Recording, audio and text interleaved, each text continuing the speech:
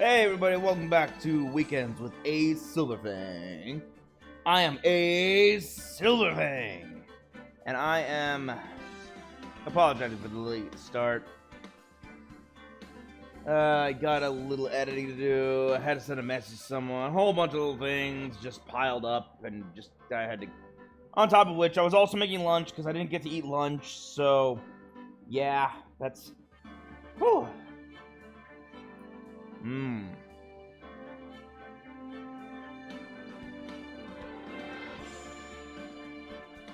Still kind of hot. But once it cools down a little bit, I'm going to break for like 5 minutes while I scarf it down.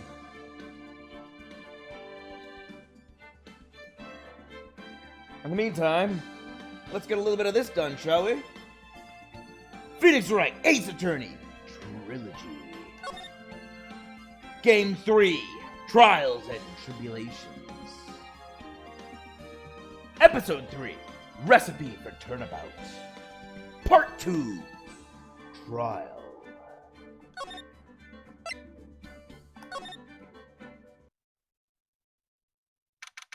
January 7th, 9:48 a.m. District Court, Defendant Lobby Number 1. I think that's about as specific as I can get at the moment. Oh, I see. I guess I should have expected this. Nobody saw the other guy, huh? Wait, oh, that's her. Nobody saw the other guy, huh? But he was there when I took the coffee over, sir. The Scout's honor!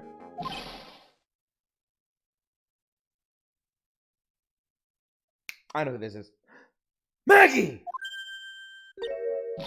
Ah! Detective Gumshoe! Are you doing alright? How are you feeling? As if you need to ask either question, sir. Don't let him get you down, Maggie. And don't forget to eat well, okay? Roger! And you! Yes? You better square this case away, got it, pal? Maggie's innocent, you hear? If you screw up, then I'll be doing some squaring away myself. Squaring away some paperwork for your arrest. I think he's serious. For what crime? Failure to be good lawyer? Hey, detective. Hey, detective. You're on our side for once, right? Yep. So you'll be able to help Maggie out, right? Really? Can you, sir? Oh. Of course. I've got the situation under control. I'm gonna be the first witness on the stand today. If something I say doesn't mess with the facts, make sure you point it out, alright? Sure. Okay, we're forming a united front today, pal. You get me?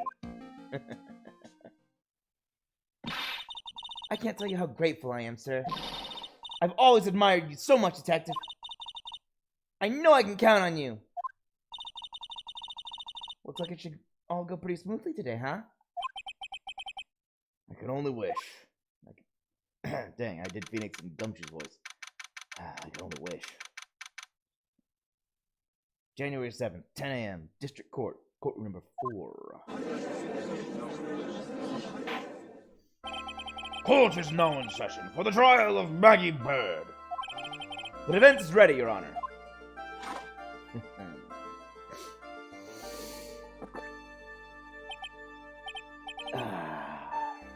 Bitter. Hold on. I gotta get into the deep voice of Godot. I didn't do my vocal warm-ups today either. So doing the voices right now is kind of hurting.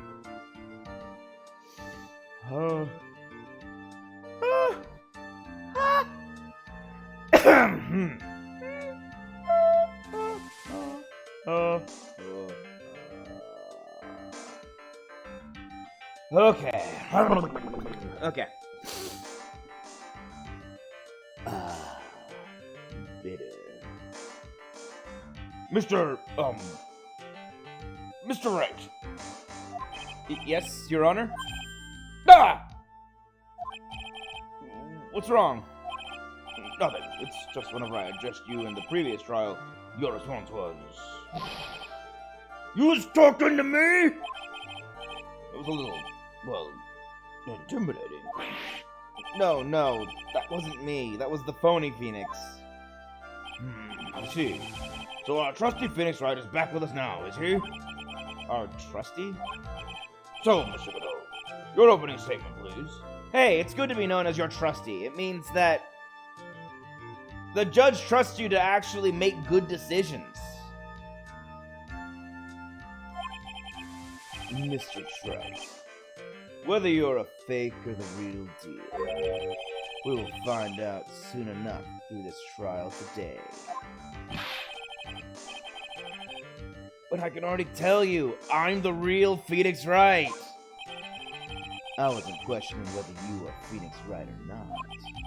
I was questioning whether you had studied law or not. That's what I intend to find out. There's no denying it. Behind that mask is a man who really hates me for some reason or another. No duh! You knew that last time! Like, no denying it. Godot really hates me. Astute observation. As everyone is aware, the court has already given its verdict on this case once. Therefore, I won't stand for relevant testimony during this trial. Nor will I stand for a simple repetition of the evidence presented in the last trial. I'm not planning on repeating anything that phony me said. Trust me. Now then, Mr. Godot, please summon your first witness.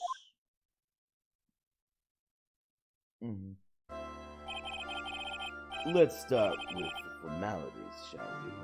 Name and occupation. Witness, state your name for the court. Huh? Sorry, sir. The name's Police Department Detective. Occupation, Dick Gumshoe.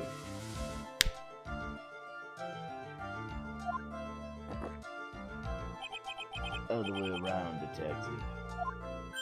Huh? Oh, sorry. Anyway, I'm the officer in charge of this case since yesterday, sir. Since yesterday? Yeah, the guy who was on the initial investigation's tied up with another case now. I know Gumshoe's really got everything under control, for everyone's sake. I see.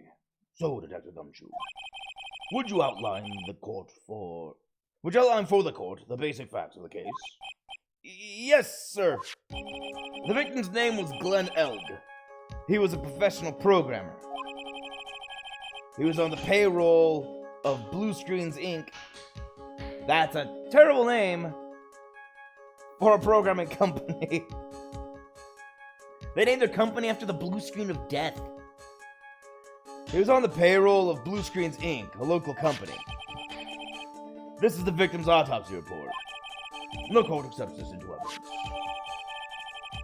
Glenn's autopsy report. Died of potassium cyanide poisoning. Potassium cyanide.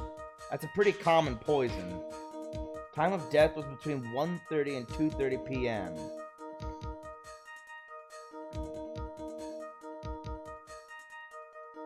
Glenn's autopsy report added to the court record. And here are the floor plans of the restaurant. When the incident took place, the victim was sitting right here. The poisoned coffee was brought over to him by the waitress. The waitress being accused. Being the accused. The accused. I didn't say it right. Yeah. The victim died from poisoning almost immediately after he took a sip of the coffee. At the time of the incident, there were two other people in the restaurant.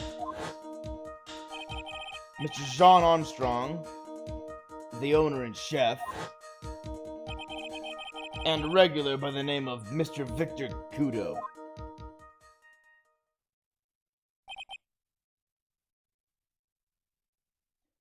It still seems to be a very straightforward case to me. Blueprints of crime scene, X equals victim seat. Très bien. Floor plans added to the court record. Come, detective. Take up this hammer and nail the defendant's coffin shut with your own 2 hands. Now then, Detective Gumshoe, let's have your testimony. Yes, sir. Okay, before we get into testimony, I'm going to mute and BRB for like 2 or 3 minutes while I scarf down 6 taquitos. BRB.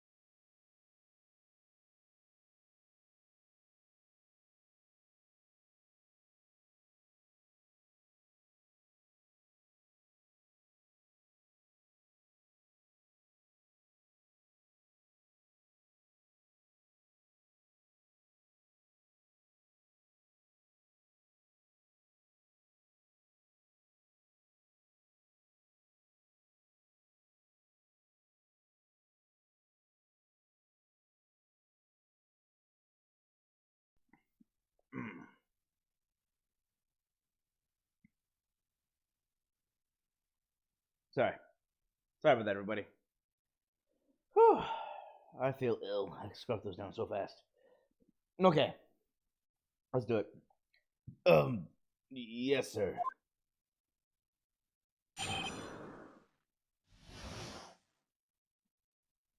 The incident. When the incident took place, the victim was alone at his table, sir. We understand that the guy, Glenn Elg, was listening to the radio at the time. Traces of poison were found in his coffee cup. And what we found was potassium cyanide. That stuff really packs a punch. And, it looks like Miss Bird might have had, well, some kind of motive. What? If the motive was just he had money, did she need the money? Using the dark, aromatic depths of coffee to conceal the poison. Classy lady. The facts of this case seem to be ironclad. Mr. Wright, I would ask you to begin your cross-examination, but... Yes? Please, no intimidation tricks this time around. Is that understood? I already told you that wasn't me! Cross-examination. The incident. When the incident took place, the victim was alone at his table, sir. Uh-huh. Can I stop you for just a minute? Huh? What is it? Did I say something that contradicts the evidence? He's so desperate for that to be true, he's practically crying. Your testimony just now doesn't match the testimony given by Miss Bird. She claims that there was another man at the victim's table. Yeah, that's what she said. And what killer wouldn't say that when faced with a homicide conviction? Hey! Sadly, her testimony isn't supported by the owner or the other customer. Isn't that right, Detective Gumshoe? Yeah, it's true. Their two testimonies tie up on that. They both said there was no other guy at the table. Yeah, but you just gave us a schematic of the schematic. Would it be a schematic? No, a floor plan. You gave us a floor plan of the kitchen, of the restaurant. If I had to guess, it's just a guess, mind you, Jean was back here. He might have overheard the guy shout, but I think it said he was sitting here. So if this is where the, I think it said the, victim was sitting in this seat. If he was sitting here, and Jean was back here, of course he'd only see this guy. He wouldn't see who was sitting in the other seat, because there are partitions here. And it didn't say where the old man was sitting, so if I had to guess, I'd say he was sitting either here or here. The only way he'd be able to see this guy is if he sat here, here, or maybe here. Here would be a little difficult, but sitting here, he wouldn't even see who came in.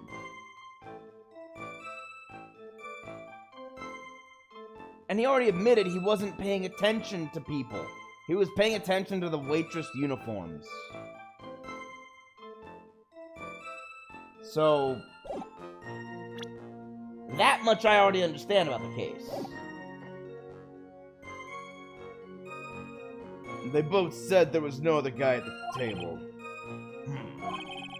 Should I press on this point a little harder or not? Press harder. Well, maybe the other witnesses just missed him. Perhaps their view of the victim's table was obscured in some way. Ha!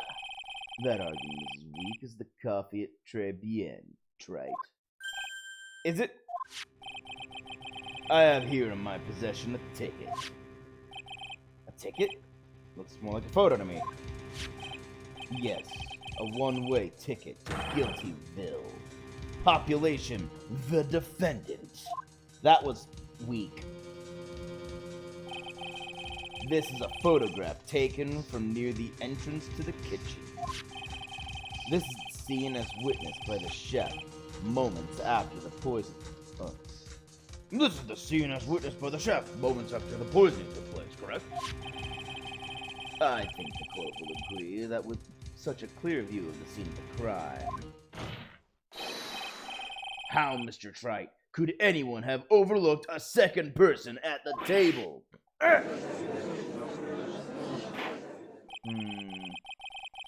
Well, this is something I needed to know, so I'm glad that I found out. Unfortunately, it puts a hole in my theory. But he did say he was in the kitchen. So, if we can prove that that Jean didn't see anything at all, might help. That certainly seems to show the victim's table extremely clearly. Well, new photo added. We understand that the guy, Glenn Elg, was listening to the radio at the time. He was listening to his radio, you say? Yeah, he had a portable radio in his chest pocket. Maggie told us that too, didn't she? Something about how one of them had some sort of earpiece. What should I do? Should I press on the point a little harder or not?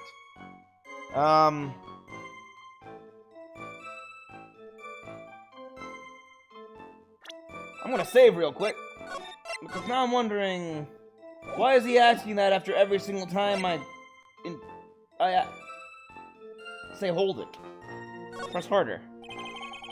And what was it that the victim was listening to on the radio, Detective Gumshoe? Huh? How should I know? Thanks a lot. We're now one step closer to the middle of nowhere. This isn't going very well, is it? Detective, could you perhaps tell us about the poison and how it was used?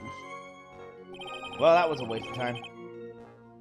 Traces of poison were found in his coffee cup. Oh, dang it. Okay. So traces of the poison were found in the coffee cup and nowhere else? Not sure I get you, pal. Was the poison a liquid or was it a powder? If I had to put it in layman's terms, I'd say it was a powdery substance. So the poison could have been in anything that was on the table. Sugar, salt, pepper. Objection! Ha! Do you put salt and pepper in your coffee, Wright? I like my coffee spicy. The victim took his coffee black with no sugar. I'm trying here. I am. It seems that the poison could only have been in the coffee. What should I do? Should I press on this point a little harder or not? Press harder! On everything! Are you absolutely certain that the victim even drank any of his coffee? Huh? What do you mean?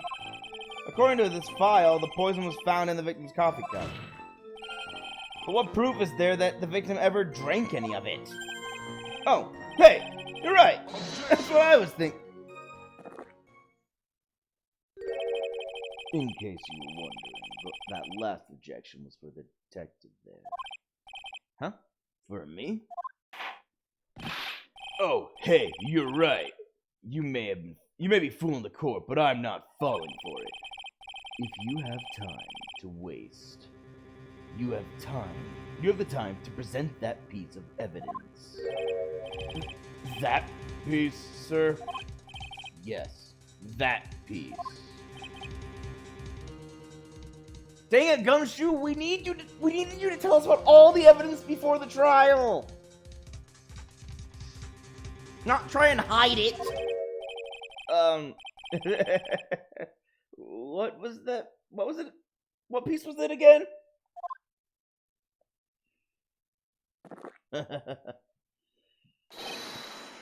This. Why me?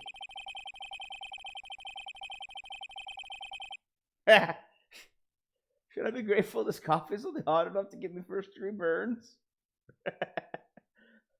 Why'd you throw it at me? I wasn't saying anything. What? Why did that make you remember? No. Now I remember. This is the, victim's coffee cup. Yes, the victim's cup. Take a good look at the rim. Oh, yes, it's unmistakable. There's clearly a coffee stain on it. Conclusive proof that the victim did drink the poisoned coffee that was in his cup. The victim gulped down the bitter death that the waitress brought. Like this! That was more for the fact that he just guzzled down scalding hot coffee. For the record, the only prints on the cup were the victims and the defendants. Upon further investigation of this cup, we found a certain chemical substance. And what we found was potassium cyanide. That stuff really packs a punch. Potassium cyanide? I've heard of that chemical before. Exactly how strong is this poison, Detective Gumshoe? It's, well, that stuff's lethal. Eat too much and your history. How much is too much? A lethal dose is 0.2 grams. That's about enough to finish anyone off. 0.2 grams? How much is that? You know when you swap your ears for earwax? Yeah, about that much. Ugh. That's a disgusting analogy, but also very vivid and one that a lot of people can at least relate to. Earwax, huh? Sounds like something Gumshoe's got an abundance of. Such a small quantity of poison could have been concealed anywhere. And, looks like Miss Bird might have had, well, some kind of motive. Some kind of a motive? Yeah. But if you ask me, it's been blown way out of proportion. You know what my golden rule is, Detective? Chuck out a bad cup of coffee. You can always get another. Huh? I don't get it. I'm saying we can always get another witness on the stand if we have to chuck you out. So stick to the facts, Detective. Now then, what was Miss Bird's motive? Come on, Gumshoe. She was... They say she wanted to steal a lottery ticket. I knew it. That's what we heard yesterday, too. It disappeared from the scene of the crime. And it wasn't just any lottery ticket. It was a winning ticket for $500,000. Mr. Armstrong knew about the ticket too, didn't he? But he stole the wrong one.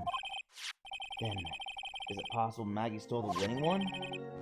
What should I do? Should I press on this point a little harder or not? Yes, because if she stole it, and she was found at the crime scene, where's the ticket? Wait a minute. The mere fact that the lottery ticket disappeared in no way implicates my client. I have here in my hand the very ticket in question. How? That's the $500,000 lottery ticket? One of the female police officers found it when she was conducting a search of the defendant.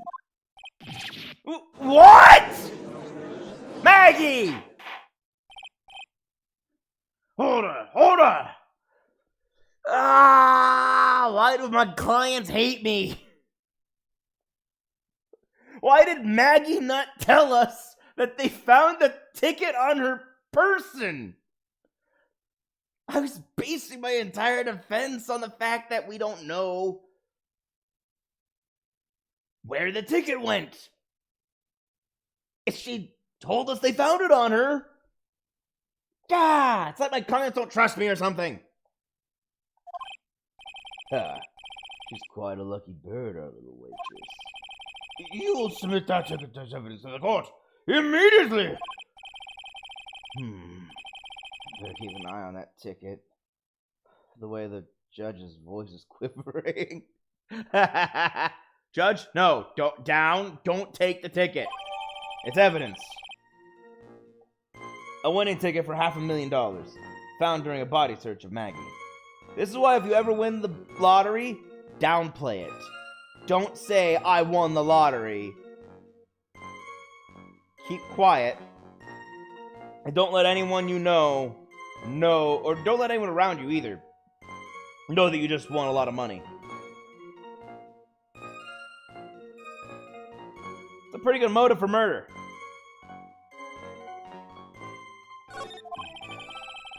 This ticket was presented to the court in the previous trial too.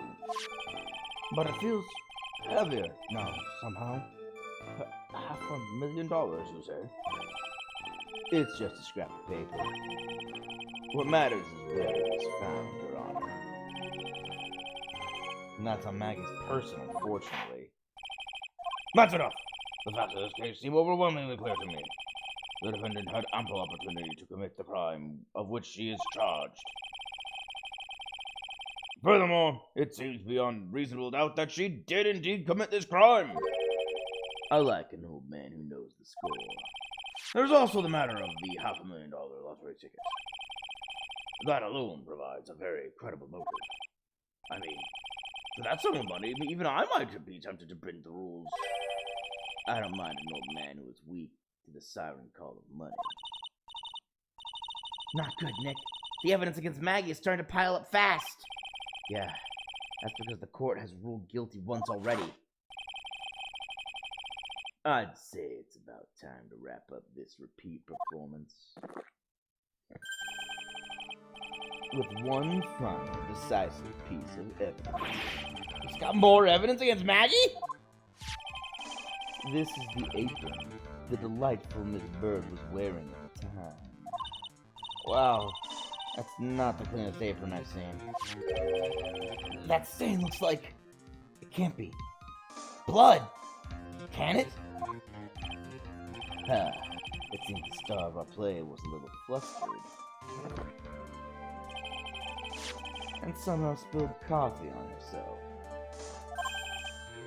The coffee? That's not exactly the first thing that caught my eye. Of course, the coffee stain isn't the most interesting thing about this apron. No, there's something else that stands out even more. Something else? I presume you mean. Of course, I'm referring to the pocket. What? What's that red stain? The pocket? A search carried out right after the incident uncovered this. Potassium cyanide. The very poison used by the killer was in her apron pocket. Bottle of poison in Maggie's pocket.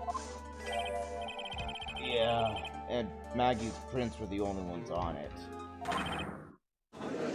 What?! Hold her! The court will accept these items into evidence. Has a small pocket but big stains. Wow, okay, this is... You know, things didn't look so bad before the trial. They looked a little bad, but not like really bad. Now they look really bad.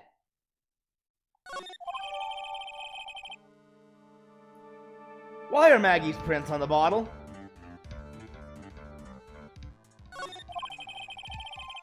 There's something still bothering me, Mr. Widow. Why have you not explained the bloodstain to the court? Bloodstain? What bloodstain would that be? Don't play games, prosecutor! The blood-colored stain that's smeared all over the apron! That's ridiculous. No one told me anything about a bloodstain. You don't need to be told, just look at it! Well, detective, could this stain really be blood? No way, sir! It's just ketchup. Sir. Ketchup? She must have gotten some on her apron while taking some of their breakfast that day. You could have spoken up a little sooner, Detective Gumshoe. Pull a stunt like that again, and I'll have you drink 17 cups of ketchup, witness. I thought everyone knew what it was already. No one knew. Even the judge thought it was blood. I haven't seen anything yet to make me doubt the last ruling I made on this case. I haven't presented evidence yet. The motive, the opportunity, and the supporting evidence. I have to debunk all of it. They have all been clearly established. Well, Wright, it seems you really are a phony after all. I barely said anything! You really know how to drive a man nuts. Witness, please continue with your testimony. Describe for the court the crime scene, and the findings of your investigation there. Witness testimony, the investigation. The crime was reported at 2:25 p.m. by a kind of scary old man, sir. Poor Maggie had passed out from the shock. It must have been real tough for her. The victim didn't have any identification on him, but we figured out who he was pretty quick, and then the investigation went smoothly. When Maggie was searched, we found the lottery ticket and the bottle of poison. And that was it. There was nothing else missing from the crime scene.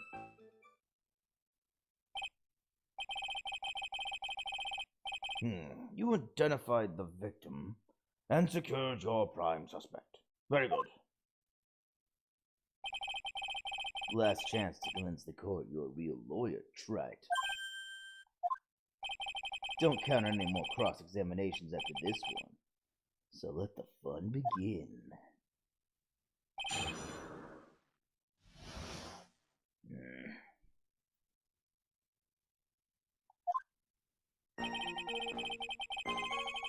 My kind of scary old man, sir. Okay. Scary old man, Detective Gumshoe? There's an old man who's a regular at the restaurant where the incident happened. We're obviously talking about the same old man. Officers were dispatched right after the report came in, but the old guy still made a fuss. What took you so long? Then he hurled abuse at them and seeds. Seeds. It was nothing. I caught each one with my teeth. That's not good for your teeth. I guess not even the mighty Godot can avoid being attacked by that guy. The old man was the only other customer in the place at the time.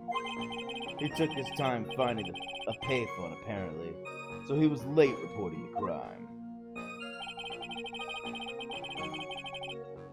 Poor Maggie had passed out from the shock.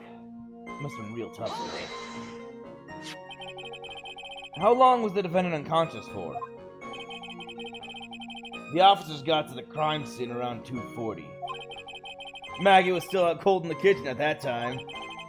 It took another 10 minutes or so before she came to. I would have liked to have been on the scene myself. I bet you would have liked to have carried out the search, too. Hey!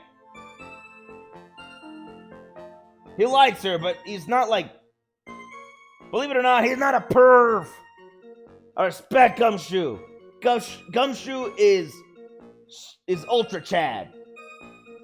He's not the brightest, but he is Ultra Chad.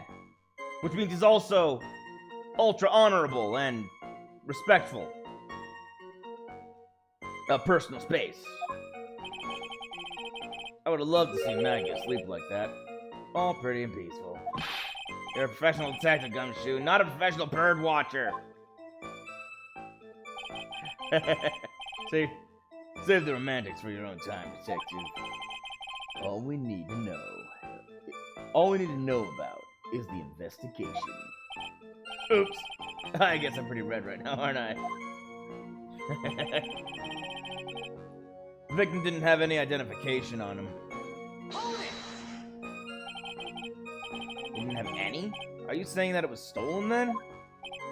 No, I don't think so. How was he gonna pay for his coffee?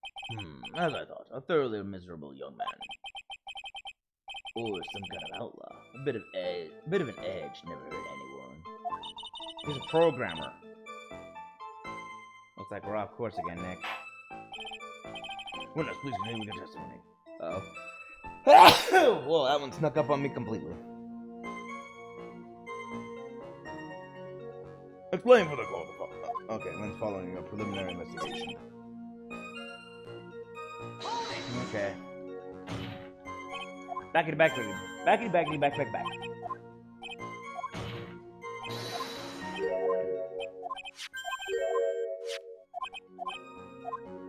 Okay, now we'll add the paper bag. I actually did think the medical insurance was gonna be important. Okay, and we're caught up to where we first began. That little detour. When Maggie was searched, we found the lottery ticket and the bottle of poison. Oh, wait. But the defendant had been passed out for a while, correct? In that case, isn't it possible someone planted the evidence in Maggie's pocket? Hey! Yeah! You nailed it, pal! It happens to me all the time. We had a department party the other day, and when I got home, I was wearing the boss's shoes! Objection! I think you have the wrong shoes. Leave out this crazy testimony, detective, and those shoes will end up down your throat. Sorry. So, Wright, someone planted the evidence in Maggie's pocket. That's a pretty bold statement. Care to back it up with some evidence? Are you gonna force me to save here? Well, I'd love to if I had any. It appears you have no evidence to support your theory, Mr. Wright. Continue with your testimony, witness. Okay, well, that was a waste. And that was it. There was nothing else missing from the crime scene. Nothing? So the $500,000 lottery ticket and the bottle of poison were accounted for. Yeah. Interesting. It's true that those two items are accounted for, but wasn't there another lottery ticket that was also stolen that day? Oh, yeah. The one the restaurant owner took. He won a whole dollar with it. What a lucky guy, huh? And they're just gonna let him get away with it? It was just $1, detective. I guess no one cares when it's that little. Except for Gumshoe. I don't find a hole in this testimony. If I don't find a hole in this testimony, the judge is going to hand down his verdict. Gumshoe isn't giving us anything to work with. And we can't find any contradictions if he doesn't give us something. Yeah, that's true. Maggie and Gumshoe are like Dumb and Dumber. That's it. Speak to one of your only friends and... Speak of one of your only friends and your current client like Dumb and Dumber. What a kind person. Our only hope is that they were so dumb they missed something obvious. Come on, Gumshoe, be the dumbest you ever been!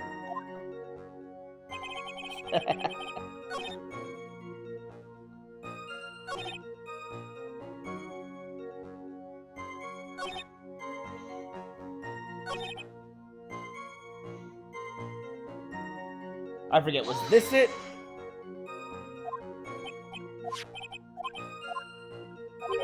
Oh, right here it is.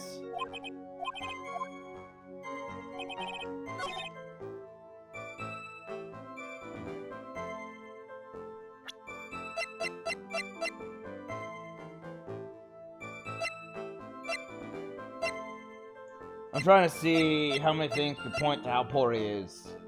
Inside of a ridiculously expensive cafe.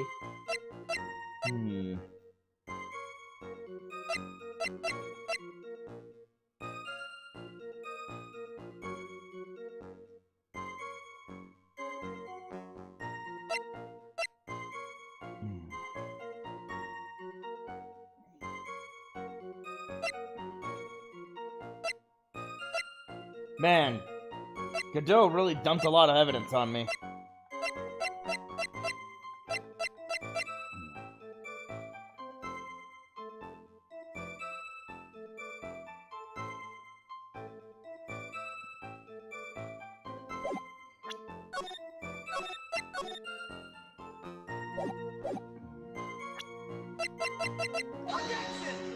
Okay, it doesn't sound like this is it. Yep, it wasn't it.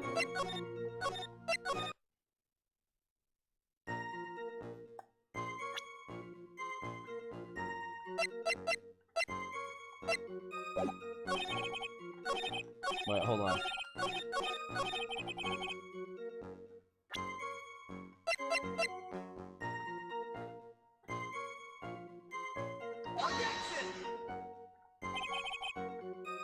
Dang it, it does contradict! It said nothing else was missing, but we found this in the victim's handwriting.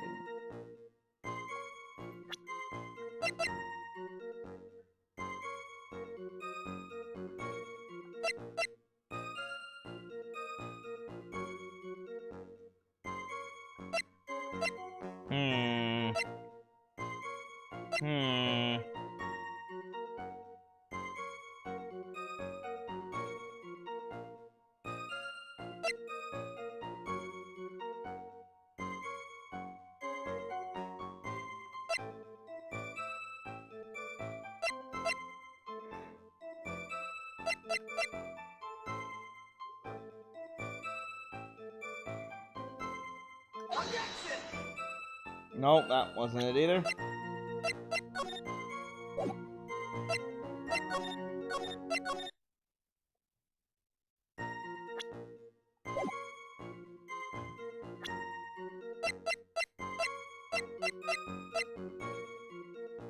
Well, if in doubt, go back through everything again.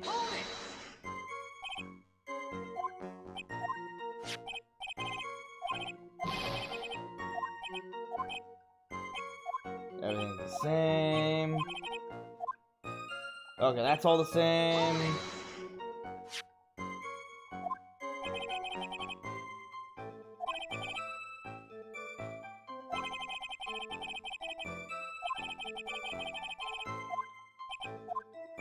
So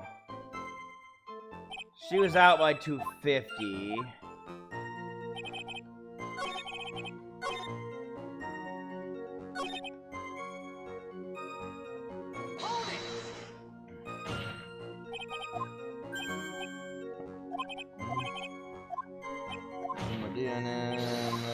How do you identify him?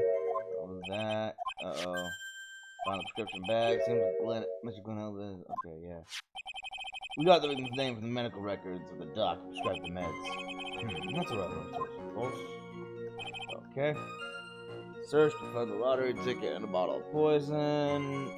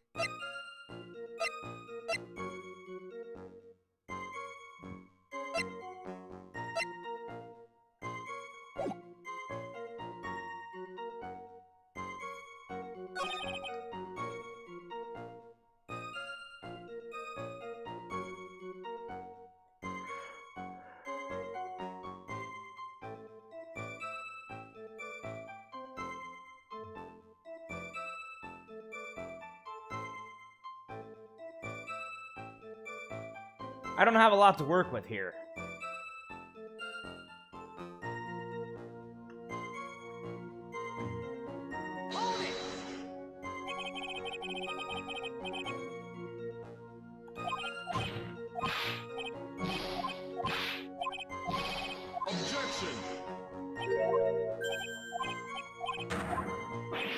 Okay, I got it. I think I know where I need to... I think this must be the location I have to present with.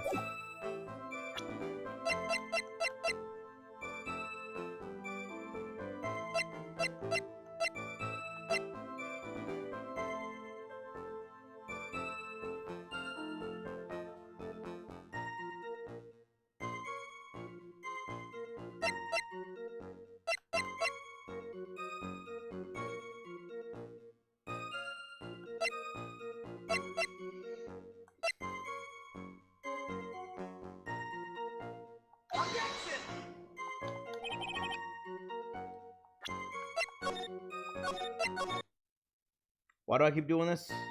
I don't know.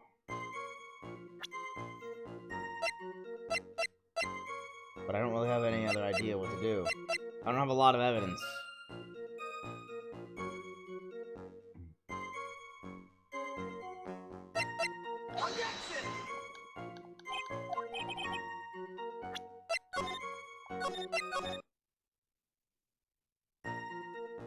Oh, what could it be?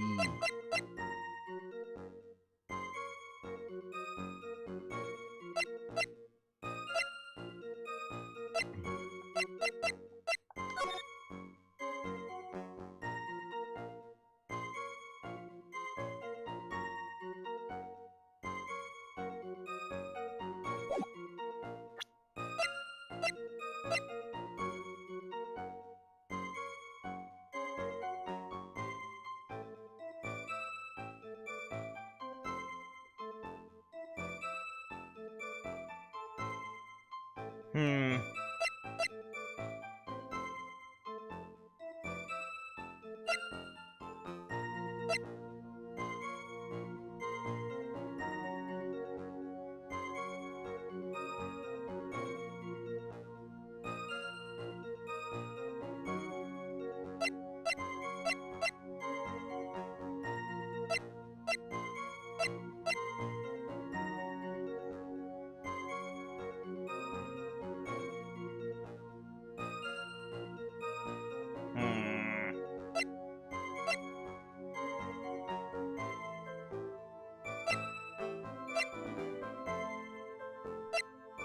Hmm.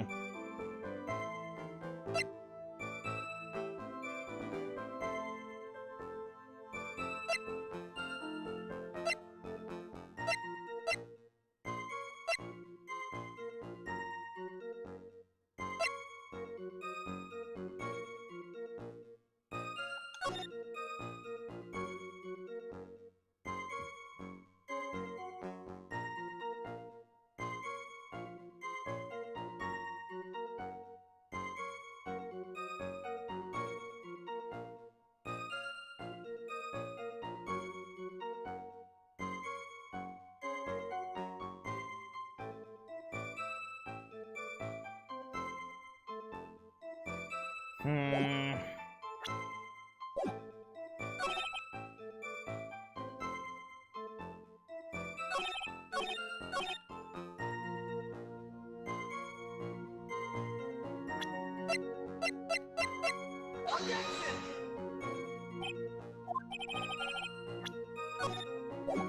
Come on, bud. I'm in hard thinking mode. This is dumb. Maybe I'm dumb. I don't know.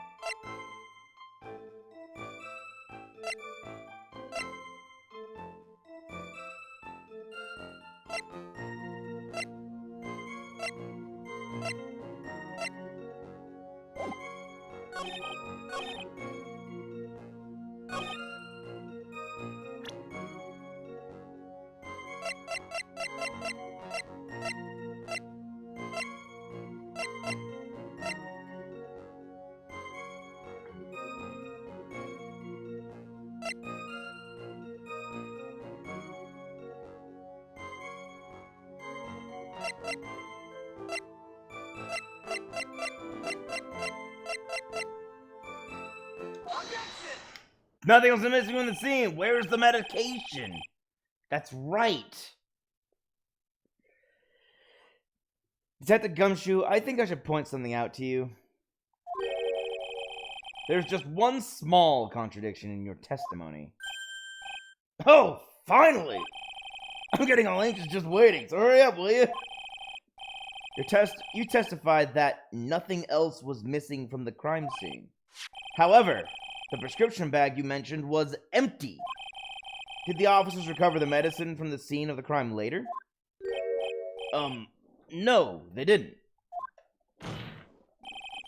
The victim was given a prescription right before going to Très Bien. Where then did the medicine disappear to? You are too cool, pal! Indeed. Due consideration wasn't given to the victim's prescription in the previous trial. Witness, why do you always overlook such vital pieces of evidence? I guess that's the most careless thing I've done so far, huh? The victim was killed by poison, and the victim's medicine mysteriously disappeared. The victim's own prescription... Okay, no.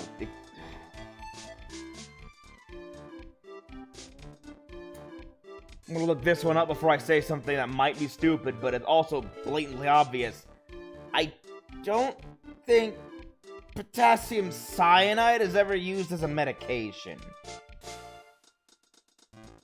Pretty sure it's just poison.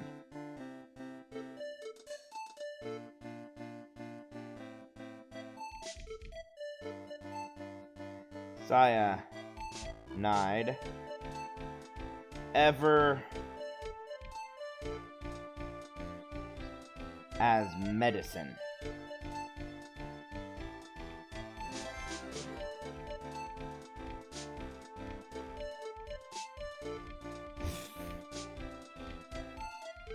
No, it is not. Potassium cyanide is used commercially for fumigation, electroplating, and extracting gold from silver ores.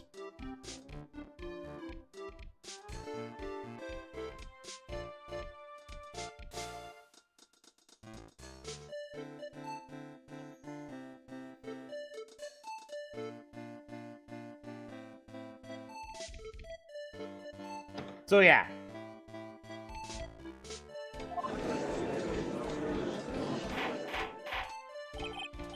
Order!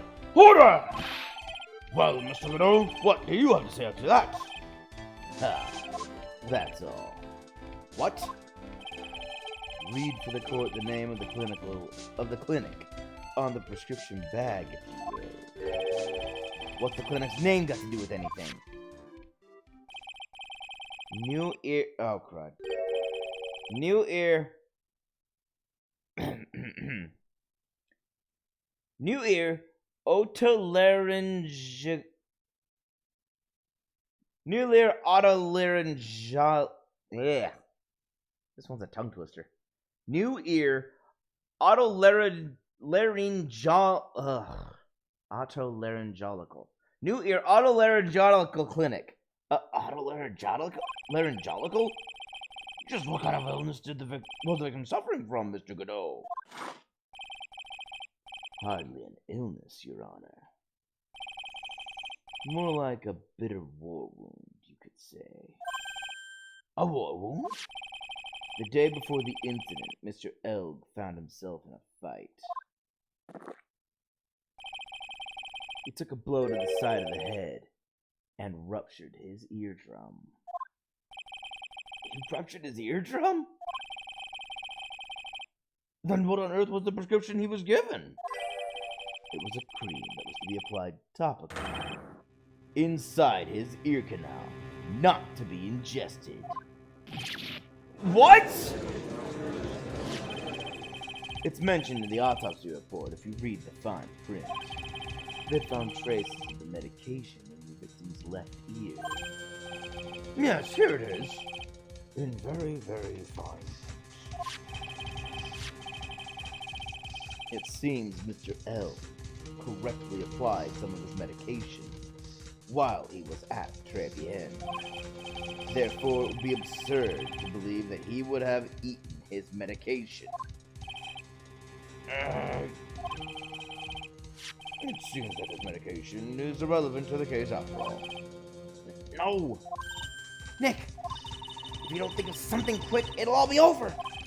She's right. I can't get away with any old weak objection. What should I do?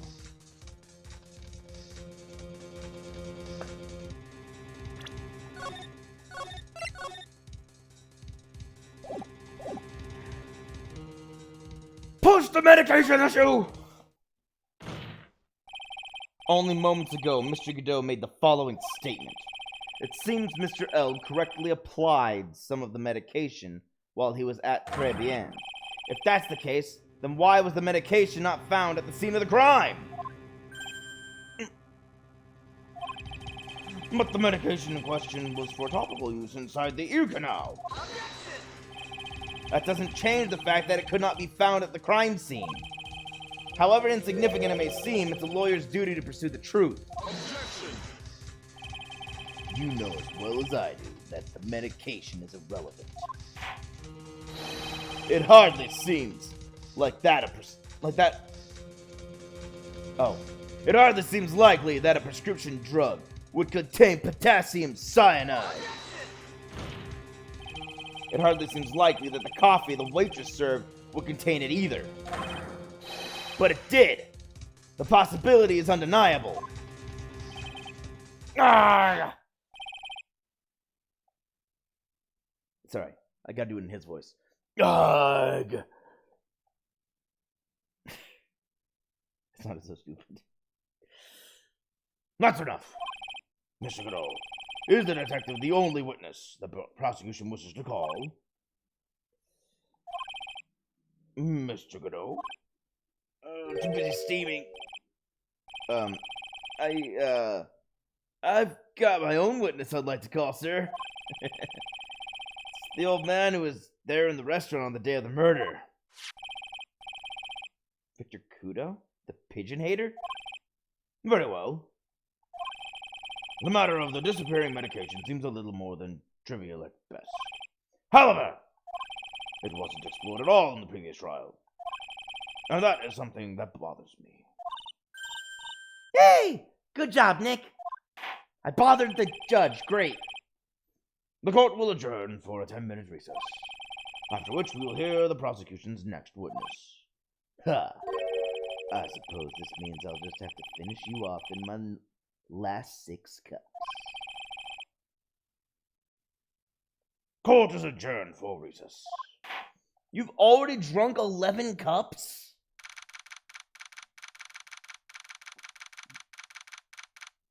January 7th, 11:03 a.m. District Court, Defendant Lobby Number 1. Whew, that was close. Tell me about it. I nearly died in there. That's my line, sir! No, it's my line! I think I really did die a little bit. Looks like we all nearly died in there. I can't believe Detective Gumshoe. How can he betray us like that? Huh? He said he'd help me. But he totally set me up! I don't think he meant to do that, Maggie. He was backed into a corner. I mean, the guy's got to do his job, right? It's okay. I know all about lies and betrayal. I've had them my whole life. But it really hurt this time.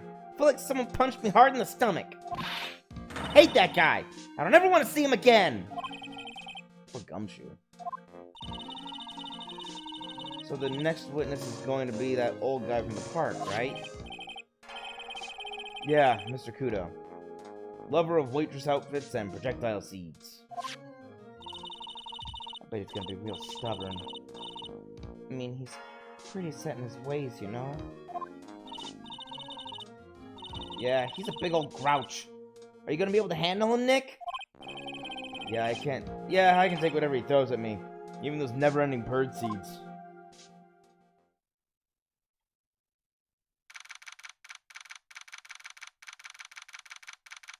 January 7th, 11:15 a.m. District Court, courtroom number 4.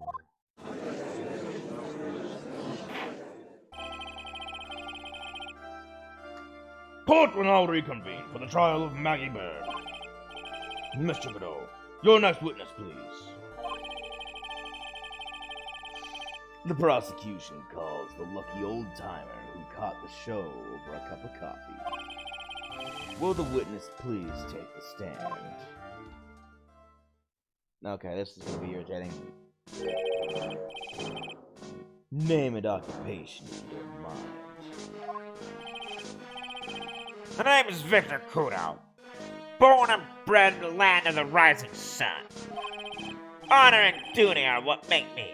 Mind you, I can be quite emotional at times too. We don't need to hear about that, Mr. Kudo. Just tell the court your occupation.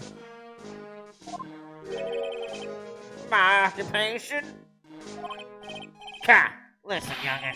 How much coal do you think there is for kimono embroidery here? Kimono embroidery? That's what I do. Or did back in Japan. I embroidered family crests on kimonos. My ancestors were embroidering kimonos before this country even existed. Wow, a real craftsman. They're a dying breed. Hey, maybe you could embroider my costume sometime. Anyway, like I said, there's not much demand for that kind of work here.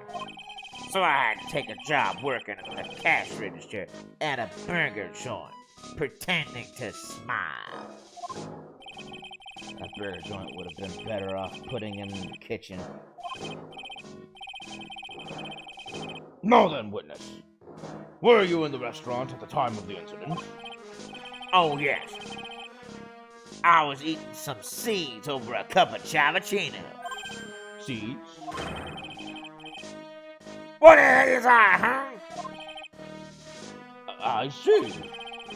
So you saw everything that happened, Gramps. Did I? Oh, yes. Oh, yes, I did. I saw it all. Then please, tell the court. We're all ears. Sure, sure. I'll tell you every last detail. He's really getting into this.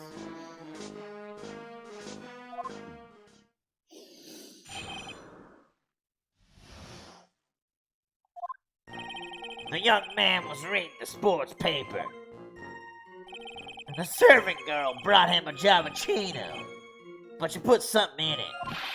The man took one sip of it. Looked like he was in terrible pain and then collapsed. That's the serving girl right there in the defendant's chair. I remember her well.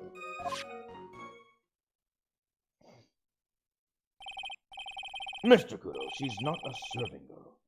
Please refer to her as a waitress. Ha! You're as bad as the rest of them. All these newfangled words? What's wrong with the old-fashioned ones, huh? Newfangled? All this talk of radios and glasses. It's wireless and spectacles, I tell you. Excuse me.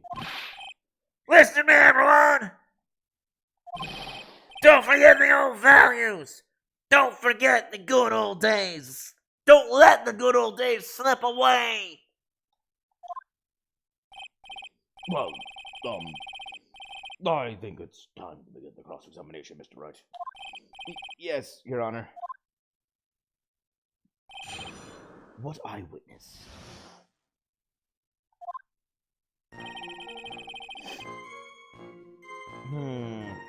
Okay.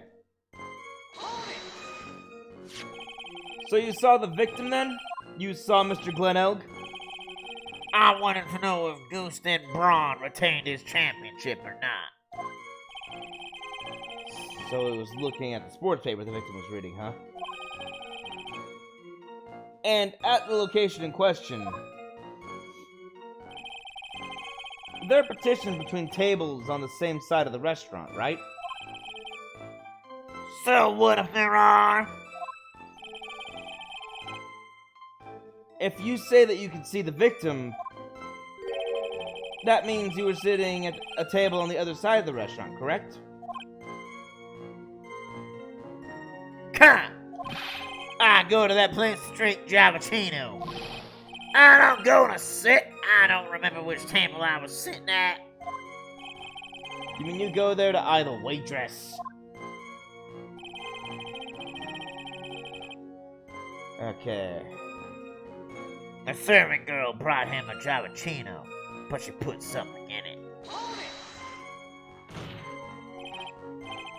Mr. Kudo, that is a very grave accusation. Are you sure about what you saw? Victor Kudo never makes mistakes. I dot every T and cross every I. I see. Boss, that's fine. The doctor said I only need spectacles for reading and driving. But his eyes are only really fine when he's scoping out a waitress. And I saw what that servant girl put into the Javachino as well. I don't know what's coming up, and something tells me I'm not gonna like it. Okay, let's press harder for the pain. Your Honor, we need more clarification on what was put into the victim's coffee. I'd like to ask that the witness add what he knows about this to his testimony. I agree. Witness, you will enlighten us, please. Will you enlighten us, please? Sure, sure. There's no question about it. She very conspicuously put some white powder in there.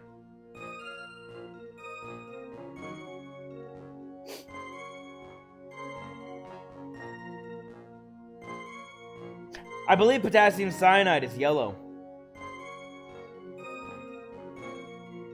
I could be wrong, but I believe that to be the case.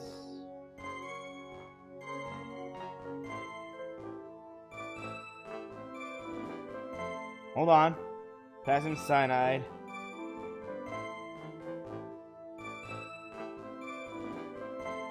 Color. Oh. Never mind. Apparently it's white. That's not good. It basically looks like sugar.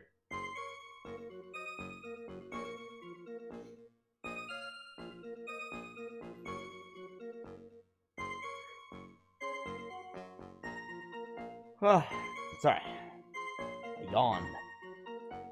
I don't think I'm breathing properly when I do this guy's voice.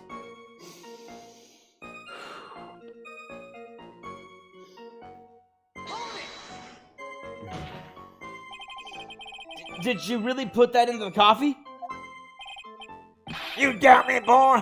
She took some out of a small brown bottle and sprinkled it in. Couldn't she have been adding sugar?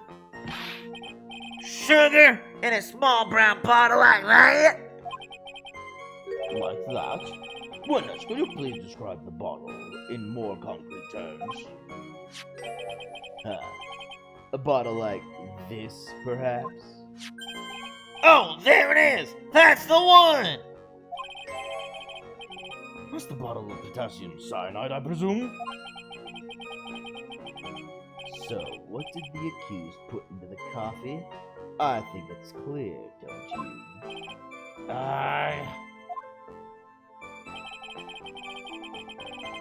Maggie, what did you put in his coffee if you actually did this? The man took one sip of it and looked like he was in terrible pain, and then collapsed. He took just one sip? You young'uns, you waste everything.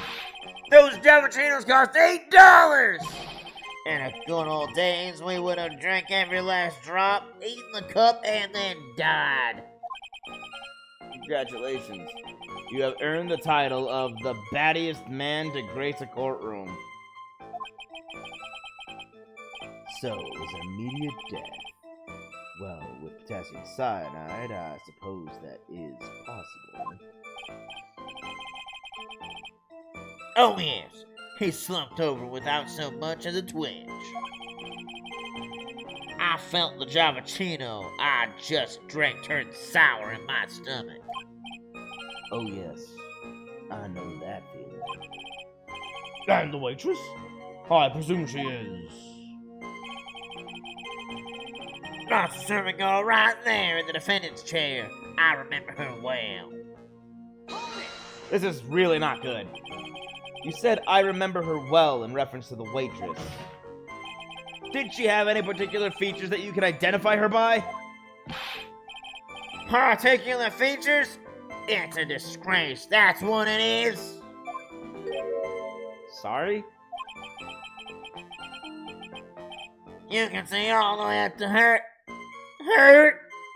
you know. She's practically naked in that uniform. She is not. So the particular feature you recognized about the waitress is her outfit? But anyone could wear just such a uniform, even me! Mr. Wright, please spare the court any further mental anguish from that image. Sorry, my bad. I should have said even Maya. That would have been a little better. Don't get all excited, Nick. You've got to keep yourself together. I guess I got a bit carried away. Huh. There are other things I recognize about her, too. He seems pretty sure of himself. What should I do? Press harder! Sure, you saw a waitress take the coffee over to the victim.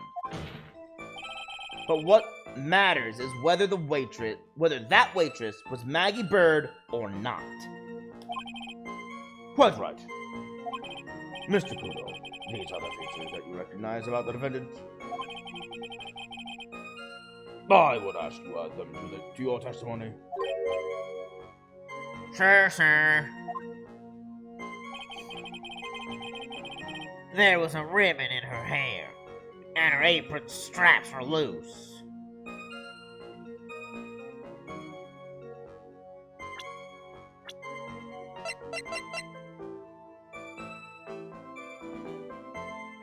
Well, I can't testify to the apron straps, but she does have a ribbon in her hair.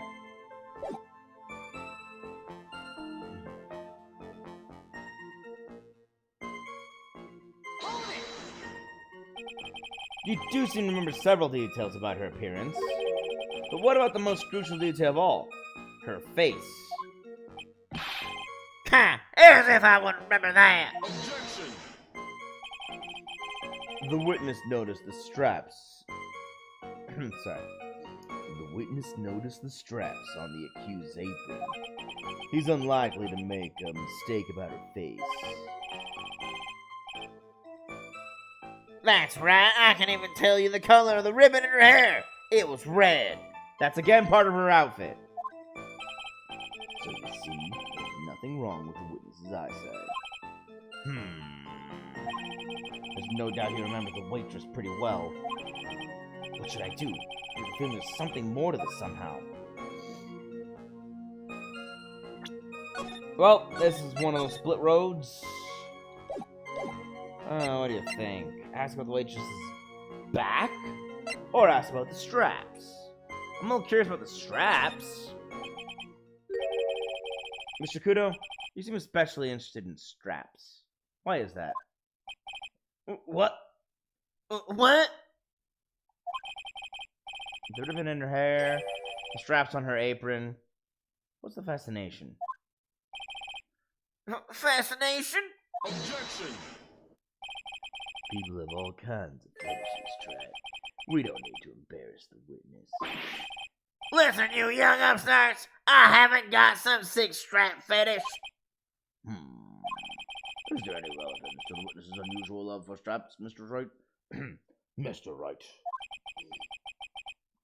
I was just curious as to why he was so fixated on the waitress's straps. Is he eating his seeds? I think he's eating his seeds. I said I haven't got a strap fetish. How many times do I have to repeat myself? Very well. Continue with your testimony, Mr. Kudo, and make it strapless. Do you think old Seedy really saw Maggie do it? Well, they probably had his eye on the waitress the whole time. That's why he was there. But he was there for the cute outfits, right? Not the waitress. I guess. She makes a good point, though. Hey, did I just say something clever? I wonder if the waitress Mr. Kudo saw really was Maggie.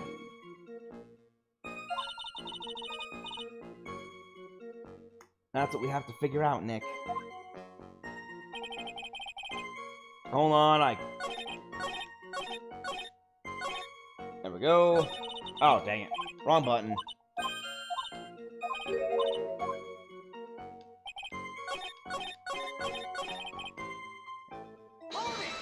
Okay, now on to the second one. Moving right along. Moving right along, moving right along. Moving right along. Moving right along again. And here we go. Ask about the waitress's back. The identifying features you described are all things you would see from the back.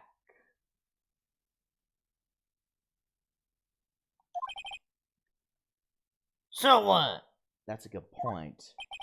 Is it possible that you never saw the waitress from the front at all? Objection! He's got you there, Gramps. Who are you objecting to? People normally talk about facial features when they're asked to describe someone. But this witness's testimony is nothing but straps and ribbons. This is harassment! I tell you, I'm not obsessed with straps or ribbons! I'm just telling you what I saw! And that's what I'm saying. All you saw was the back. Mr. Kudo, the court requests that you add any details about any defining features.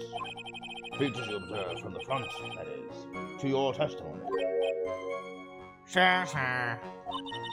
This old man's testimony is getting longer and longer. Yeah, he just keeps adding to it. If I can't find a hole in it soon, it'll get even longer, I bet.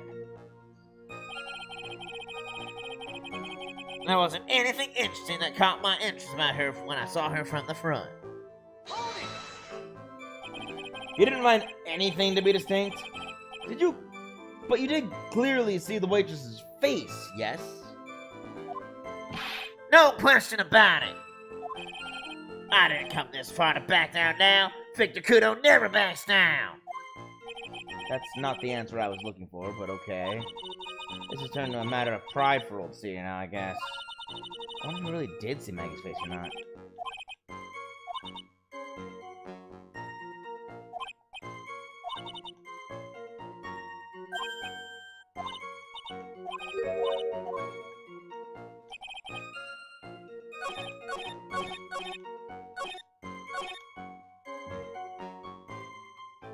Hold on.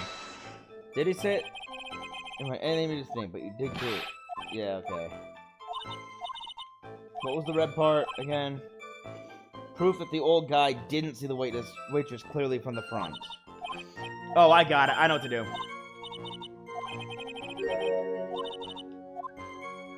I know what to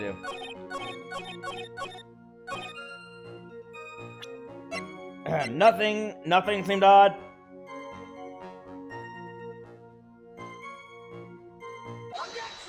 Nothing at all? Mr. Kudo? I would like you to please take a look at this.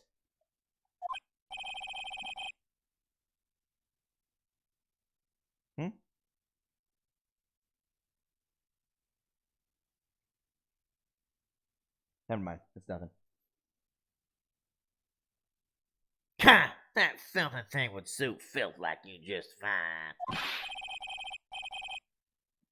Actually, it reminds me of what my grandson looks like just after he's done eating. Have you ever seen this before? Of course I haven't. Do you think I forgot something as dirty as that? Well, you half-witted clot!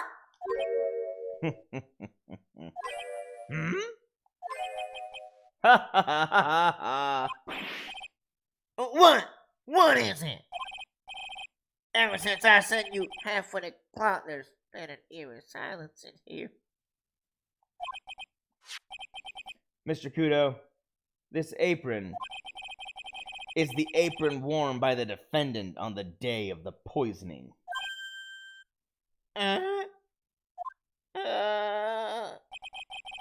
And just as you just said yourself, you wouldn't forget something like this. Which means, if you had really seen this apron before...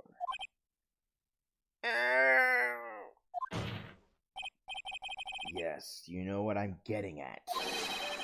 You couldn't have possibly seen the waitress from the front! Oops.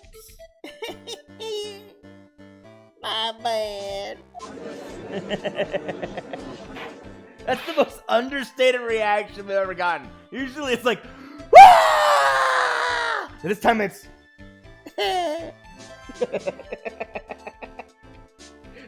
It's such an understated reaction. Witness! You can't just oops your way out of this! Well. Looks like we finally have a genuine trial on our hands. Yeah, I've completely discredited the witness. Listen, Wright, here are the facts. On the day of the incident, there was only one waitress in the restaurant. That being the defendant, Miss Maggie Bird. Exactly.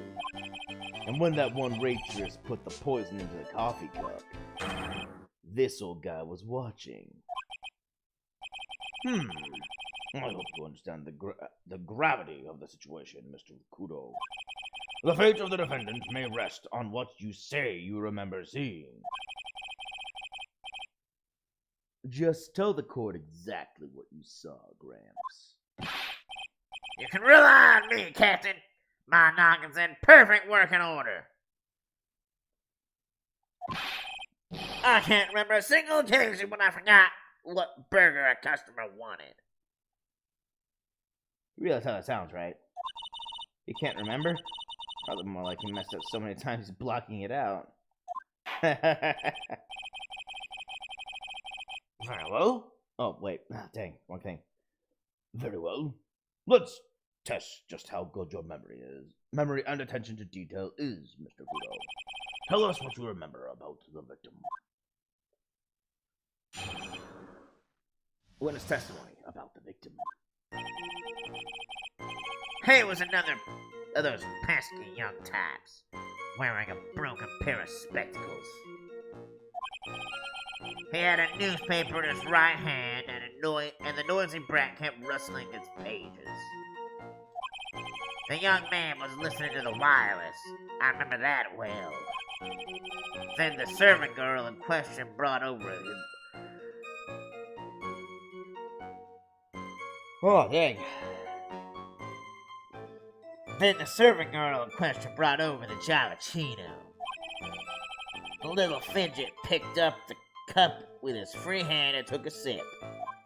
That was long. The testimony we have just heard was to test how credible the witness's memory is. It seems to me that he remembers the victim in a great deal of detail. Oh yes, I hate those you-know-what types who are so vague about everything. You mean you? You know what types? How are we gonna handle this, Nick? We only need one thing. We just need to prove that the old man's memory is shot. Just trip him up, you mean? Isn't that kind of cruel? I suppose, but it's what I do best. I do it to everyone. I'm an equal opportunity tripper-upper.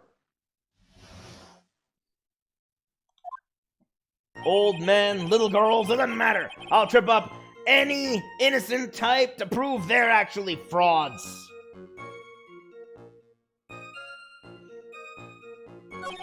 Oops. No, back. It was another... He was another of those pesky young types wearing a broken pair of spectacles. Spectacles?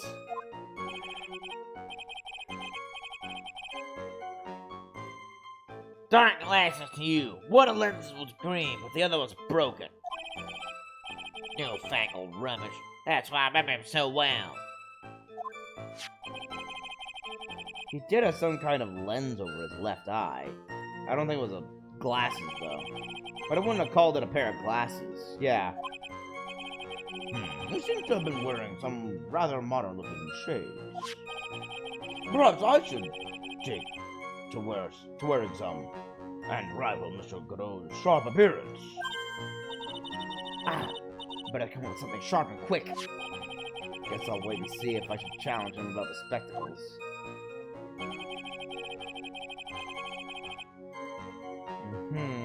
Well, this one actually is accurate. The newspaper was a sports paper, was it? That young hooligan? I nearly asked him, can't you even read without fidgeting? How's I supposed to be able to read the back page with all that rustling going on? I need to find out if Goose and Braun retain this championship title. It's his paper, not yours. If you want to know so bad, why didn't you buy your own? What are you looking at me like that for, huh? Hey. Wow, it just moved on its own. I'm not even pressing anything. Houston Braun got beaten yesterday, by the way. Anyway. Yeah. The young man was listening to the wireless. I remember that well. Oops. No, stop. The wireless? The decadent young rascal. In my day, it was one or the other. Read the paper or listen to the wireless. Oh boy. And using an earpiece. It's selfish, that's what it is. I was straining my ears, but I couldn't catch any of it. Is he that desperate to listen to the radio? What are you looking at me that for? How dare you feel sorry for me? Oh, no! And the servant girl in question brought over the Javachino. Oh man. Why did I decide that this would be a good idea, giving him this voice? This voice, what I have to do for it, just makes me yawn constantly. You mean the waitress who you only saw from behind, right? You're one of those, are you? Never let anything go, is that right? Maybe. What's the matter myself from behind? Something. I better not push until I've got some hard evidence.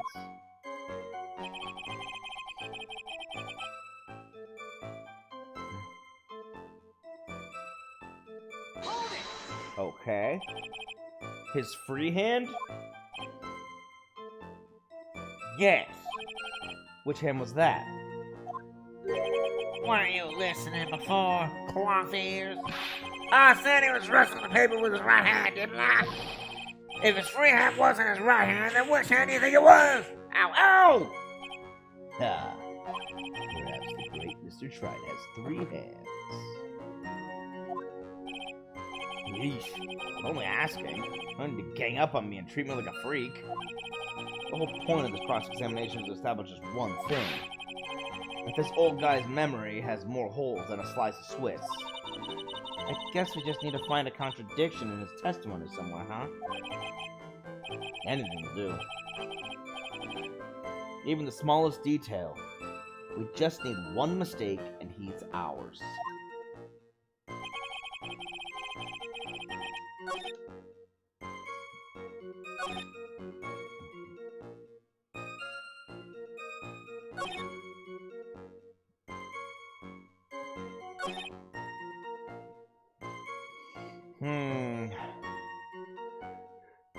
What evidence do I have?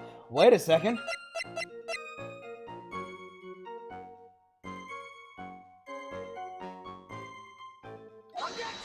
Haha! Mr. Kudo, do you remember what you were told at the start of this testimony?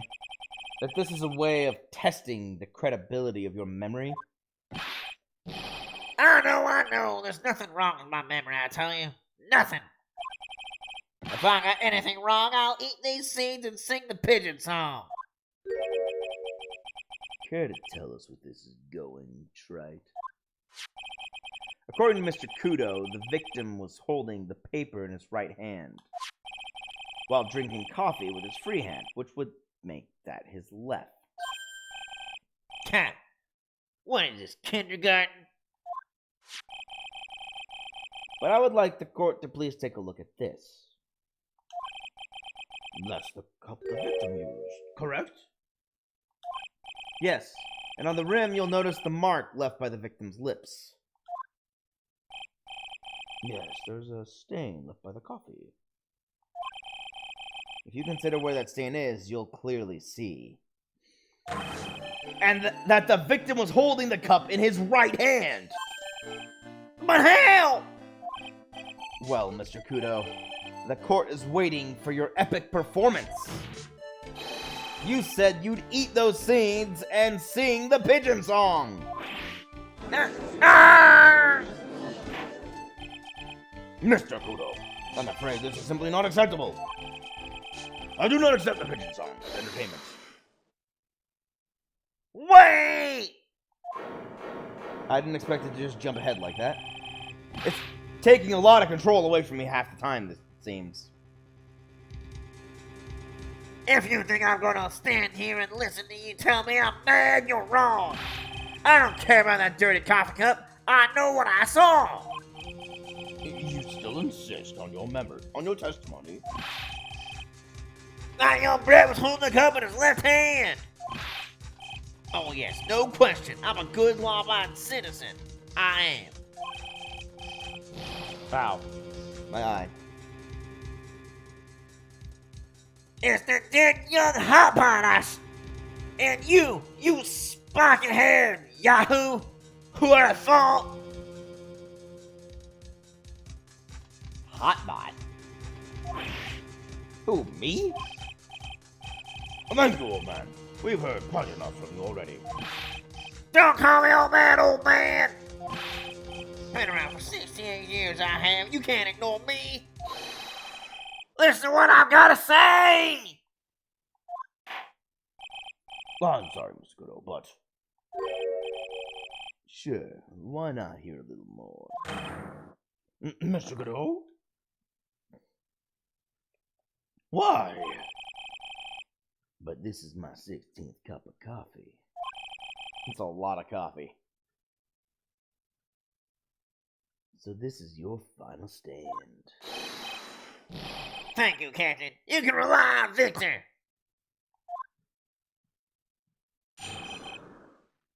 Left hand or right hand? The boy was wearing the earpiece on the same side as the green lens of his specs. He kept fiddling with it all the time. He was fiddling with it just before he picked up the cup, too. And then he used the same hand to pick up the cup, his left hand.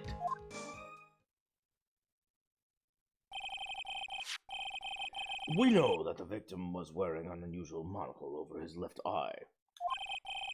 It wasn't a monocle, Your Honor. It was a small computer monitor often used by programmers. A monitor? You mean like a television screen?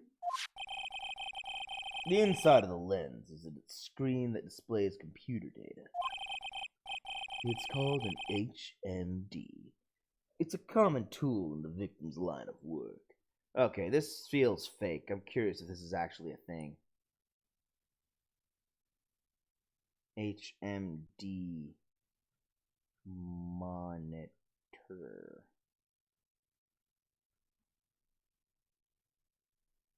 Oh my gosh, it actually is. Not like this, though. They look very different from what I'm seeing. And no one's perfected them yet. But if they could perfect them... Oh, there it is. It's a head-mounted display. If they could perfect them, that could be interesting. Ones that are actually functional to use and walk around with. Not a VR display. It's a common tool in the victim's line of work. HD, TV, DVD, CD, all these newfangled letters drive me mad, but they don't matter. I know what I saw and I'm telling the truth. It's true. He doesn't seem to be lying. And those are the facts, in good old black and white.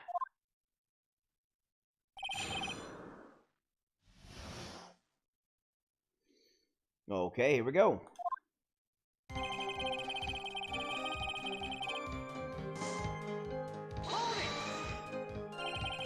So the victim was wearing an HMD. HD, TV, CD, DVD, what does it matter? It was none of them, actually, but anyway. And you're sure that he was wearing the earpiece on the same side? No question. I can only see that side of his head from where I was sitting. Yeah, that's pretty obvious if you look at the floor plan. From the opposite table, you'd only have a view of the side of the victim's head. He kept fiddling with it all the time. It seems he kept an eye on Mr. Glenelg. He was getting on my nerves. Rustling that newspaper and fiddling with his earpiece all the time. And then he went and made all that fuss dying from one sip of Javicino. I wanted to say to him, calm down, you young brat. Just looking at it made me suddenly speed up my seed eating. I could have choked. So I take it the victim was a walking ball of nervous energy.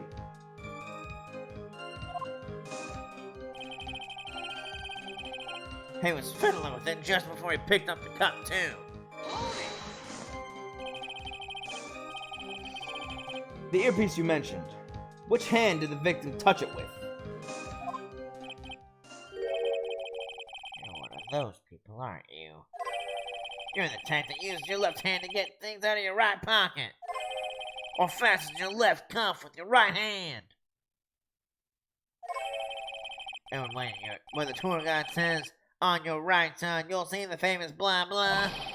You're the one who deliberately looks left. Well, aren't you? No, I didn't mean... Obviously, you used the hand on the same side of his body that the earpiece was in. Ow, ow, ow, ow, ow, ow, ow, ow, ow, ow. So if he had the HMD on his left side, then was his left hand, I guess.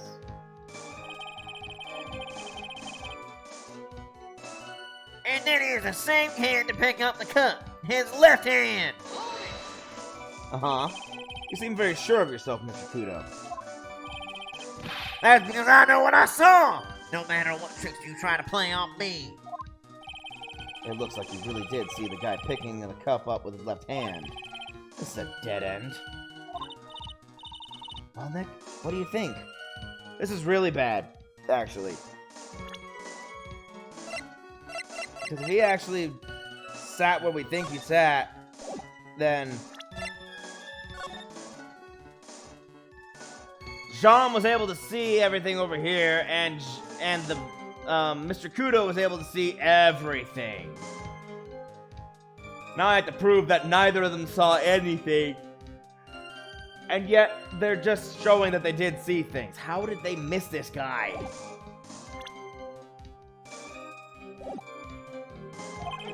I think the guy's telling the truth.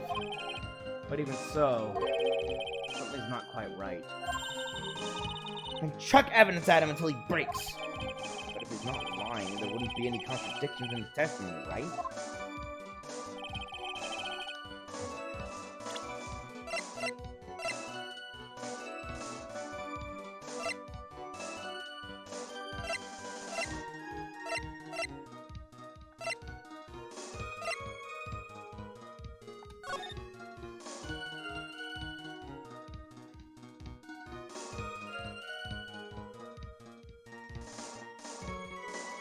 Can I use this picture? Because it looks like he was holding it in his right hand.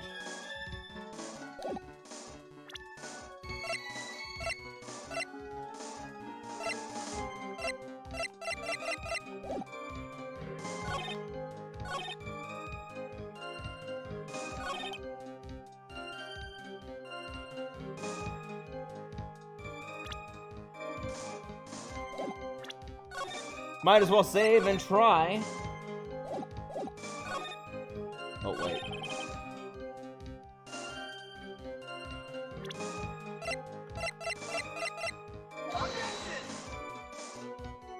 Nope. Not the picture. Wait, was that the right picture or was that the blueprint? What did I show? No, that's the crime photo. That was the picture.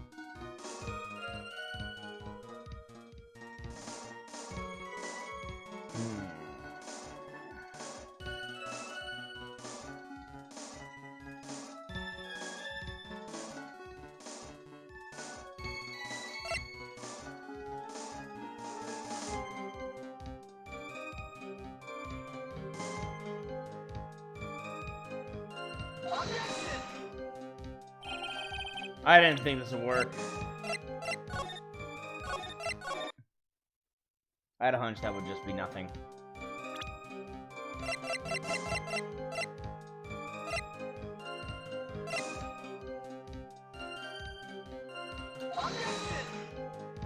No.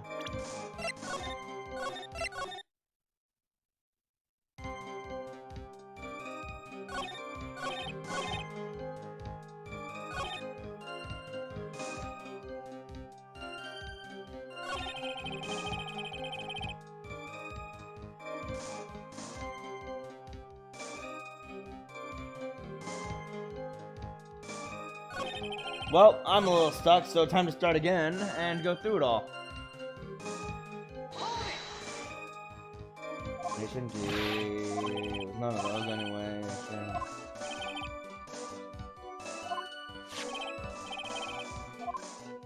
Floor plans.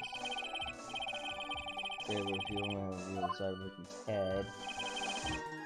All the time. This is where he says he's nervous. There's energy.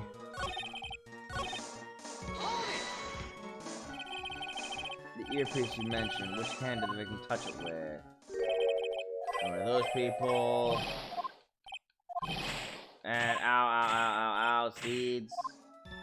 Left hand. Are you sure you're something Takuda? You know. This is a dead end. Well, Nick, what do you think? You guys telling the truth.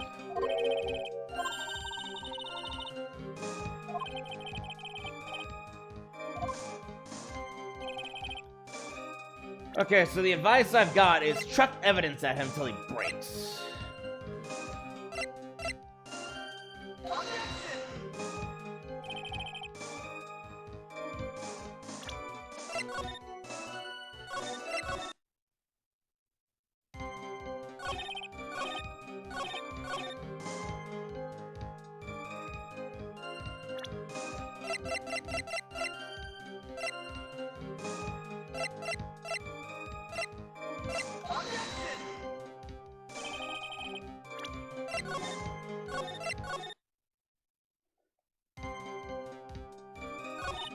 Oh, dang. That's not what I wanted to do. Check evidence at him until he breaks.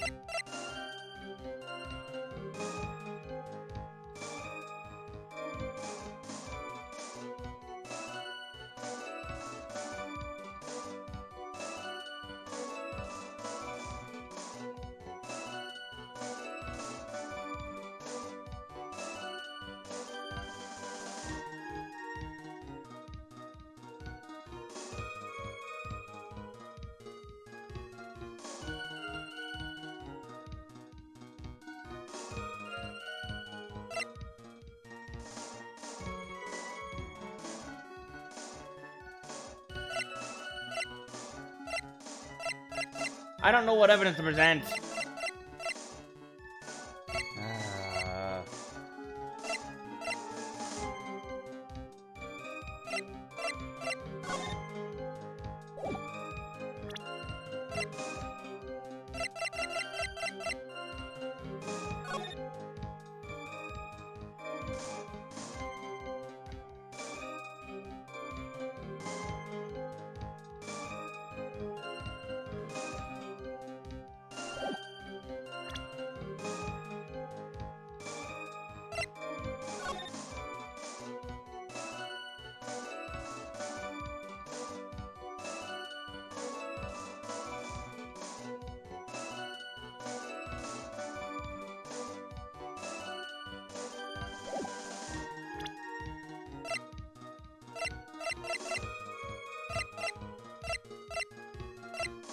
I don't know what evidence to throw at him.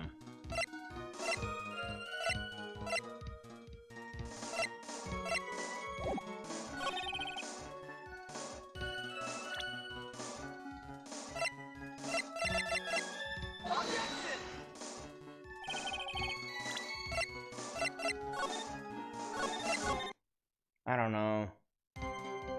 I'm a little stumped.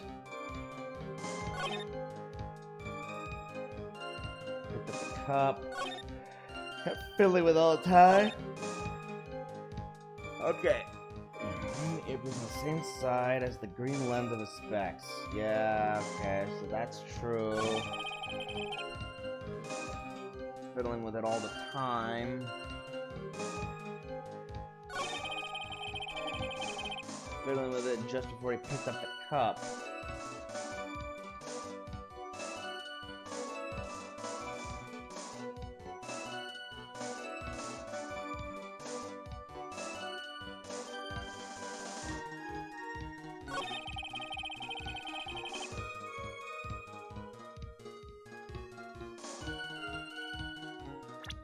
I have no idea.